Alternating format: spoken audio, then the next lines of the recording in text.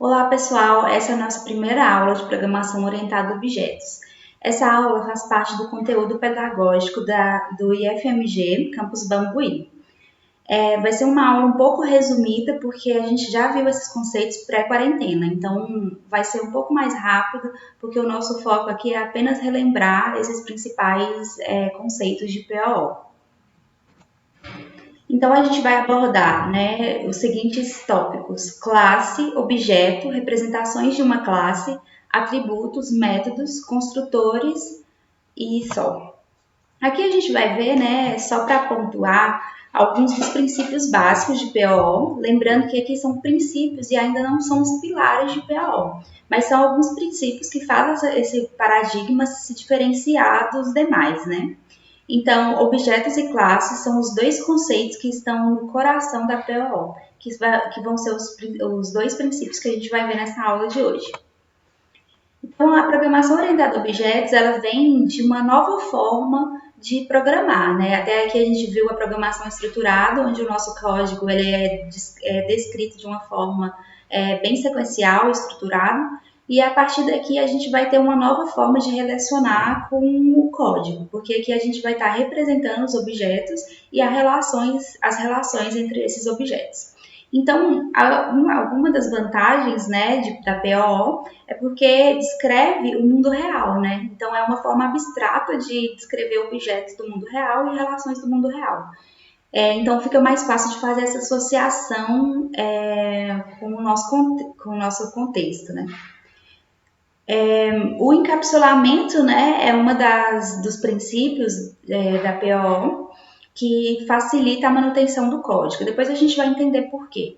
E a maior facilidade para a reutilização do código, porque como a gente está trabalhando com objetos, a gente pode manusear esses objetos várias vezes, né? Então, assim, a gente pode reaproveitar muito código, muito escrita de código. Algumas das dificuldades, né, é a complexidade no aprendizagem em comparação com a programação estruturada, porque aqui a gente está falando sobre outro paradigma de programação, e os conceitos de difícil compreensão, no sentido que é outra lógica, né, é outro paradigma, então realmente tem uma maior complexidade. A gente vai entender aí no meio do caminho. Particularmente, eu não acredito que seja complexo. A gente tem uma representação abstrata de um gato, e a gente vai associar os conceitos do que é uma classe com essa abstração. A gente não está falando de um gato específico, um gato real de nome Amora. A gente está falando de uma abstração, que é uma forma de representar todos os gatos, e não de um gato específico de nome tal. Então aqui, né, a gente definiu que a nossa classe é a classe gato, e a gente vai definir características, ou seja, atributos sobre os gatos, todos os gatos. Então, a gente pode ter nome, tamanho, raça, quantidade de patas, enfim, características, né, que a gente vai chamar a partir de agora de atributos, que representam todos os gatos no geral, representam a classe gato. E a gente também tem as ações, né, que aqui a gente vai começar a chamar de método, que são as ações que esse gato pode executar. Então, a gente pode ter miar, correr, andar, dormir, enfim. Então, aqui a gente já consegue visualizar que a gente consegue representar de forma abstrata todos os gatos. Nesse slide, a gente vai começar a associar uma nova representação que representa uma classe, né? Um diagrama de classes. À medida que a gente vai evoluir no conteúdo, a gente vai melhorar um pouco essa representação. Mas aqui a gente tem uma representação simbólica, onde a gente tem esse retângulo, né, aqui, e no primeiro campo a gente coloca o nome da classe, no segundo campo a gente vai descrever os atributos e o tipo de variável que ele é, e no último a gente vai descrever os métodos. Mais um outro exemplo de uma classe, né, aqui a gente tem um exemplo de uma bicicleta, então a classe bicicleta. E aqui a gente tem dois atributos, que é o marca e o valor, e as ações pedalar e frear. Os atributos, no mundo real, são características, mas no nosso contexto vão se tornar variáveis, que têm tipos específicos, né? Boolean, inteiro, string, enfim. Então, aqui a gente tem uns exemplos no mundo real como essas características acontecem, né? Então, de gato, né? A gente tem cor, tamanho, patas, raça, sexo, idade. Ali a gente já tem uma representação específica do irmão de Jorel. Mas pensando que é um menino inespecífico, né? Não é uma pessoa exata, mas uma abstração do que é uma criança, a gente teria aqui nome, altura, sexo, data de nascimento e outras características. Essas características, né, cada uma delas, quando a gente vai se tratar de um objeto e for representar um objeto do mundo real, ela vai receber valores, ou seja, ela é um espaço que armazena valores, é uma variável. E cada nome de atributo é único para cada classe, então a gente vai ter um nome de atributo igual para representar essa abstração, porém, quando a gente representar um objeto, essa variável vai receber valores diferentes, né? Então, a gente tem, por exemplo, a variável nome, a variável idade, só que essas variáveis vão receber valores diferentes quando elas se falarem de mim, Jéssica, ou da Beyoncé, por exemplo. Então, o que está alterando é o valor dessa variável, né? Ou seja, como a gente preencheu o atributo, mas o atributo vai ser o mesmo para todos os objetos que a gente vai representar. A declaração de um atributo em uma classe é composta minimamente pelo tipo do atributo, né, primitivo ou classe, e pelo identificador do atributo. Então, aqui, para a gente compreender o que são tipos primitivos da linguagem Java, né, a gente tem o boolean, o char, byte, short, int, long, float e double. E o que não seria, né, um tipo primitivo é uma classe, por exemplo, que mais na frente a gente vai ver como a gente cria um objeto desse tipo. Variáveis de tipos diferentes, elas necessitam de um espaço de memória diferente para ser armazenada e esse espaço também está envolvido, né, com a quantidade de caracteres ou valores assim que ela pode armazenar. Então aqui a gente tem intervalos, né, de valores que essas variáveis aí armazenam. Para um exemplo prático, em uma pesquisa onde a gente tem que comparar minimamente um tempo de acesso de algo, de recuperação de um dado de banco de dados, algo assim, esses segundos são significativos. Então, por isso a gente utilizaria aí nesse caso uma variável como a long. Então, talvez nos nossos exemplos não vai ser tão necessário, né? Mas é importante a gente saber dessas capacidades mínimas e máximas que existem nessas capacidades para quando a gente for utilizar. E os métodos, como eu falei anteriormente, são as ações que podem ser executadas pelo objeto que a gente está representando com a classe. Então, aqui, os métodos são operações ou funções que podem ser aplicadas a objetos de uma classe. Todos os métodos de uma classe possuem as mesmas operações, ou seja, o mesmo comportamento. Então, aqui, para uma abstração de um método de gato, a gente tem comer, dormir, dominar o mundo, miar. Para o irmão do Jorel, para um menino, né, aleatoriamente, a gente tem comer abacate, brincar, assistir TV, andar de bicicleta. Agora, né, o objeto é formado por esses dois conceitos, os conceitos dos atributos, que são as características, e os métodos, que são as ações. Então, um objeto na vida real é qualquer coisa que a gente pode dar um nome. Um objeto em programação orientada a objeto é uma instância, ou seja, um exemplar de uma classe. Então, a gente sai da abstração, né, onde a gente tem uma representação abstrata de algo, e agora o objeto é quando eu estou realmente fazendo referência a algo do mundo real, seja algo físico ou não. Eu vou dar mais exemplos sobre isso. Um objeto é capaz de armazenar estados através de seus atributos e reagir a mensagens enviadas a ele, assim como se relacionar e enviar mensagens a outros objetos. Aqui a gente vê que é muito semelhante ao conceito de funções que a gente já conhece, né, da linguagem estruturada. Atributos são características de um objeto. Basicamente, a estrutura de dados que vai representar a classe. Exemplo, um objeto da classe funcionário teria como atributos nome, endereço, telefone, CPF. Até aqui nada difícil, né? O conjunto de valores dos atributos de um determinado objeto é chamado de estado. Ou seja, um objeto ele pode receber diferentes estados. Por exemplo, um objeto tem o atributo idade. Essa idade hoje pode ser 25 anos, mas depois pode receber outro valor. Então, a gente tem que ter esse poder, né, de consultar o estado atual de determinados atributos, na verdade de todos, né. Nesse slide, a gente tem aqui esse retângulo, né, que é o diagrama de classes, contém as informações que posteriormente a gente vai programar. E a gente tem essa imagem aqui para fazer uma alusão a essa representação da classe. Então, aqui, essa classe, esse desenho de um gato, representa uma abstração geral de qualquer gato que contém essas informações, ou seja, tem esses atributos e esses métodos. Já aqui, a gente está falando de objetos reais, né? Então, esse objeto aqui, esse primeiro gato, poderia se chamar Amora. Não sei outro nome. Poderia se chamar Amora. Esse segundo aqui poderia ter outro nome. E aí vai. E aí cada um deles teria o tamanho, a cor específica e eles compartilhariam aí desses métodos, né? O miar e dominar o mundo. Ou seja, aqui não se trata mais de uma abstração, aqui já se trata da representação de um objeto real. Então, até agora a gente já viu esses conceitos, né? Então, a gente viu o conceito de objeto, que representa uma entidade do mundo real. O conceito de classe representa um conjunto abstrato de objetos com atributos e métodos. Atributos são as características de um objeto e métodos que definem as habilidades ou ações que algum objeto pode ter. Nesse slide, a gente vai ver dois objetos. Um é um objeto físico, real, né, palpável, digamos assim, que é representado pela classe humano. Na classe humana, a gente tem os atributos nome, cor do olho, altura, profissão, data de nascimento. E como métodos, a gente tem calcularidade e concor. Quando a gente passa a falar de um objeto, a gente está falando de um objeto real, então esses atributos são preenchidos.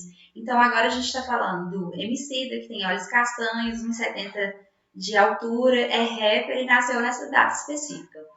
Agora, no exemplo de baixo, a gente já está falando de outro tipo de classe, que é uma classe que ela não representa um objeto físico real, mas ela tem também atributos e métodos.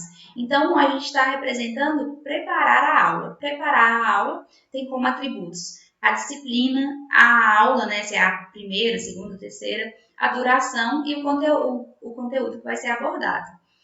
Como métodos, a gente tem o preparar o material e o gravar a aula. Poderíamos ter outro, né? Postar a aula, procurar erros, enfim.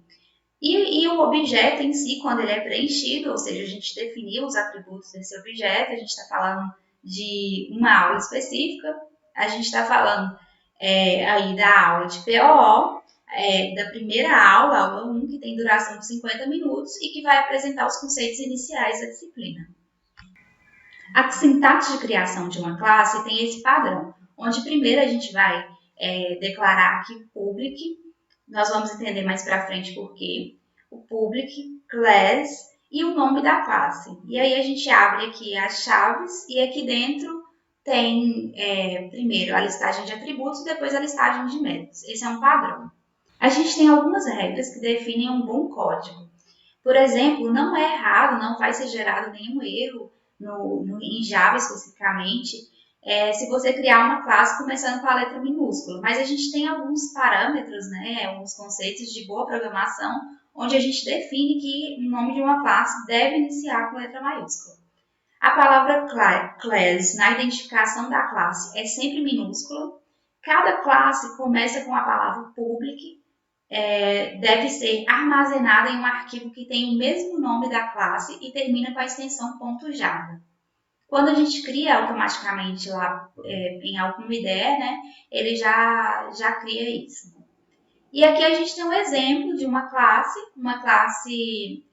específica que chama Olá Mundo, e dentro dessa classe a gente tem um método, que é um método muito específico, que a gente vai ver um pouquinho mais sobre ele, que é o método main, que é o método que faz a aplicação executar, né? Aqui dentro a gente poderia ter só outros métodos ou atributos que não necessariamente executaria a aplicação. E nesse caso, esse método main é o que executa a aplicação. Então, o método main, ele obrigatoriamente é um método estático e ele não retorna nada, então ele é do tipo void, né? E uma das principais características desse método, do método main, é que ele pode ser criado sem necessariamente a gente criar nenhuma instância de um objeto. enquanto as outras classes isso é necessário. Falando aqui um pouco mais sobre o método main, né, é o ponto natural de entrada de uma aplicação Java. A assinatura desse método é public static void main, e aqui a gente tem uma entrada de argumentos, né? Aqui a gente tem um array, um vetor, né, de strings, que chama args de argumentos. Mas esse array, ele poderia ter qualquer nome. A função desse array é ele receber as entradas que o usuário executa, que o usuário passa quando ele executa essa aplicação. Por quê? O que acontece? Aqui a gente tem duas formas de executar, né? A gente pode executar pelo terminal de comando e a gente pode executar dentro de uma IDE. Dentro da IDE, a gente parametriza isso. No terminal de comando, não. A gente chama a execução e já passa os argumentos junto que a gente quer que vá para o programa. Por que isso é importante? Às vezes, você vai fazer um programa que você vai ter que testar várias vezes para ver se dá certo ou não. E para você não ficar digitando isso toda hora, você pode simplesmente, né, criar um padrão de como você está chamando a função, e aí quando você chamar, tudo que é executado ali dentro já leva em consideração esses argumentos que você passou como entrada. Assim você não precisaria preencher manualmente. É lógico que essa é uma coisa que você vai programar, mais para frente a gente vai entender como funciona. Mas essa variável, né, com esse nome, args, ela é um array que vai armazenar, só que ela não obrigatoriamente tem que ter esse nome.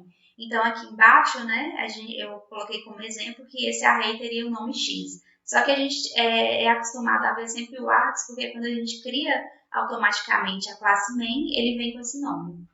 Nesse exemplo, a gente vai ver a criação de uma classe chamada conta. Então, aqui nós temos o público, que a gente vai entender mais para frente para que serve. A gente tem o class, que vai definir que isso é uma classe, e a gente tem o nome da classe, que é o nome conta, lembrando, começado com letra maiúscula. Obrigatoriamente, a primeira coisa dentro da classe é a declaração dos atributos. Então, aqui a gente tem um único atributo chamado saldo. Então, esse atributo é do tipo private, privado, ele é do tipo double, e ele tem o nome saldo.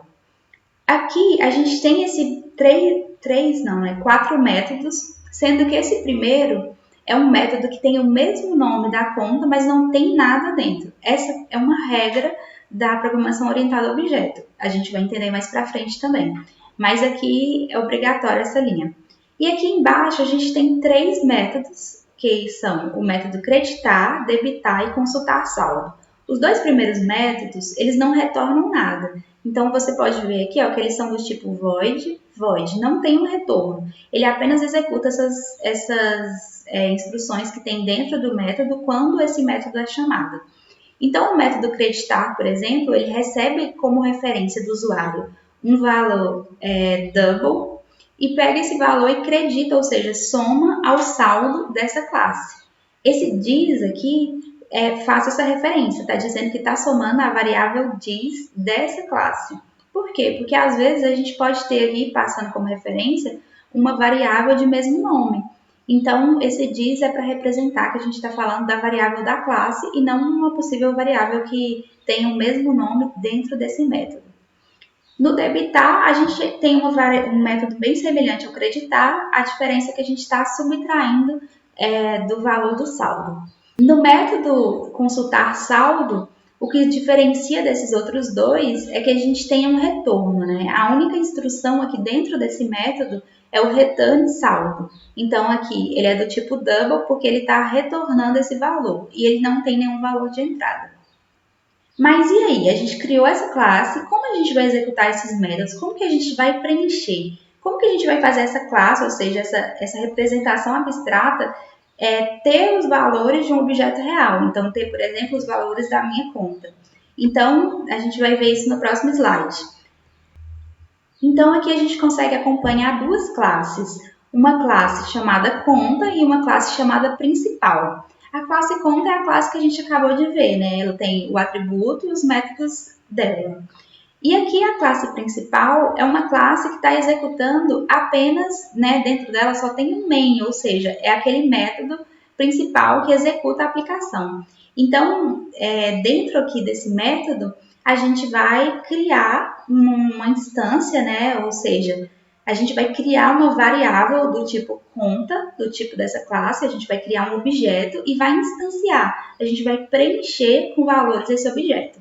Então, aqui, é a mesma sintaxe da criação de uma variável, né? Então, primeiro a gente tem um tipo, a gente criou do tipo conta, o nome da variável é conta1, e aqui a gente está inserindo dentro dessa variável uma new conta. Então, nesse momento aqui, a gente está instanciando, ou seja, a gente está criando um objeto dessa classe.